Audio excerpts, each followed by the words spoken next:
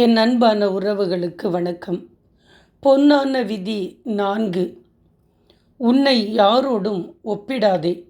Don't compare. நம் நிம்மதியை காக்கும் பொன்னான விதிகளில் இன்று நாம் பார்க்கப் போகும் 4வது விதி, உன்னை யாரோடும் ஒப்பிடாதே. Don't compare. வாழ்க்கையில் நமக்கு வர பெரும் பகுதி துன்பத்திற்கு காரணம், நாம் எப்போதும் நம்மை அடுத்தவர்களோடு ஒப்பிட்டு பார்க்கிறது தான். இந்த ஒப்பிடுதல் அப்படி என்ற ஒரு விஷயம் நம் அகத்தில் இருக்கிற அத்தனை நிம்மதியும் ஒட்டுமொத்தமாக விழுங்கிவிடுது. அடுத்தவர்கள்கிட்ட இருக்கிறது அவங்க வாழ்க்கையானது, அது உங்களுக்கானது அல்ல. அது உங்களுக்கு தேவையும் இல்லாதது. ஆனால் அது வேணும்னு நாம் நம்மையும் அவங்களையும் ஒப்பிட்டு ஓடும்போது தான் நிம்மதியை முழுமையாக இழந்து நிற்கிறோம். இந்த பகுதியில் நம்ம மனசை பக்குவப்படுத்தக்கூடிய 4 ஆழமான இயற்கை உவமைகள். ஒரு குளத்தில் தாமரை மலர் அழகாக பூத்திருக்கு. அதே குளத்தோட ஓரத்தில் தாழம்பூவும் பூத்திருக்கு. தாமரை மலரை பார்த்துட்டு, நான் ஏன் குளத்தோட நடுவில் எல்லோரும் பார்க்குற மாதிரி பூக்கலை, எனக்கு ஏன் இந்த தாழம்பூவோட வாசனை இல்லை என்று தாமரை ஒப்பிடத் தொடங்கினால் அதன் அழகு அங்கே சிதைந்துவிடும். தாழம்பூவுக்கு ஒரு வாசனை, தாமரைக்கு ஒரு அழகு. இரண்டுமே இயற்கை தனக்காக படைத்த தத்துவங்கள். அதே போல் நீங்களும் அடுத்தவன் கார் வச்சிருக்கார், அடுத்தவர் பெரிய அடுக்குமாடி வாழறார் அப்படின்னு ஒப்பிடாதீர்கள். உங்களுக்கு என்ன தேவையோ அதை அடைவதற்கான முயற்சியில் மட்டும் நீங்கள் உறுதியாக இருங்கள். உங்களுக்கானவை உங்களை தேடி வரும்போது வாழ்க்கை இனிமையானதாக மாறும். ஒரு மீன் ஆழமான கடலுக்குள்ளே மிக வேகமாகவும் அழகாகவும் நீந்தி கொண்டிருக்கிறது. கரையில் இருக்கும் ஒரு கழுகு வானத்தில் பிரம்மாண்டமாக பறந்து போகிறது.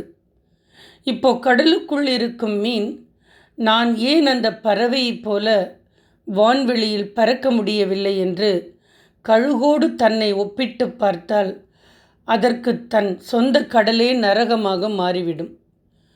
கழுகோட வாழ்க்கை வான்வெளியில், மீனோட வாழ்க்கை ஆழ்கடலில். அடுத்தவர்களிடம் இருக்கும் வசதிகளும் வாழ்க்கையும் அவர்களின் பயணத்திற்கானவை. உங்களிடம் இருக்கும் திறமையும் உங்களுக்கான பாதையும் உங்களுக்கானவை. அதை உணராத போதுதான் நிம்மதி அழிகிறது. ஒரு நதி மலையிலிருந்து துள்ளி குதித்து காடுகளை கடந்து அமைதியாக ஓடி வந்து கொண்டிருக்கிறது. அது கடலை சந்திக்கும் போது, கடல் இவ்வளவு பிரம்மாண்டமாக இருக்கே, நான் ஏன் இவ்வளவு குறுகலாக இருக்கேன் என்று கடலோடு தன்னை ஒப்பிட்டு ஏங்கினால் நதியால் தன் ஓட்டத்தின் அழகை ரசிக்க முடியாது. நதிக்கு என்று ஒரு தனி பாதை இருக்கிறது. அது பல கிராமங்களின் தாகத்தை தீர்க்கிறது. உங்களுக்கு கொடுக்கப்பட்டிருக்கிற வாழ்க்கை உங்களோட நதி போன்றது.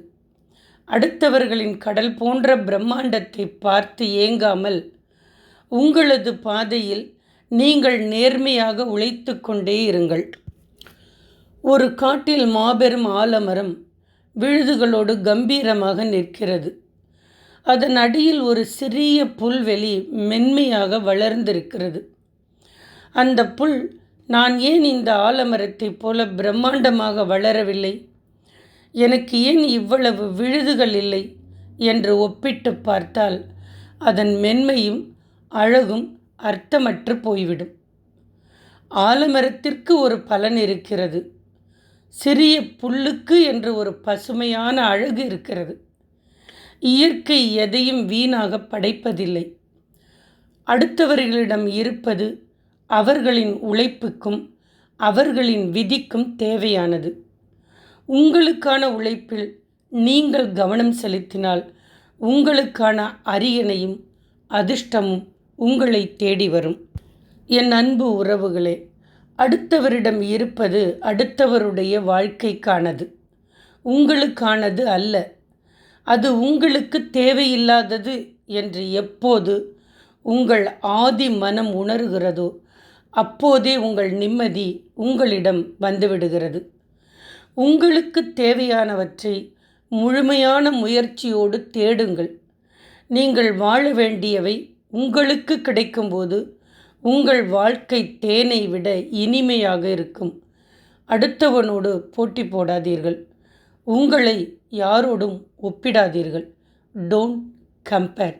உன்னை யாரோடும் ஒப்பிடாதே. நன்றி. எப்பொழுதே நாம் இணைந்தே பயணிப்போம்.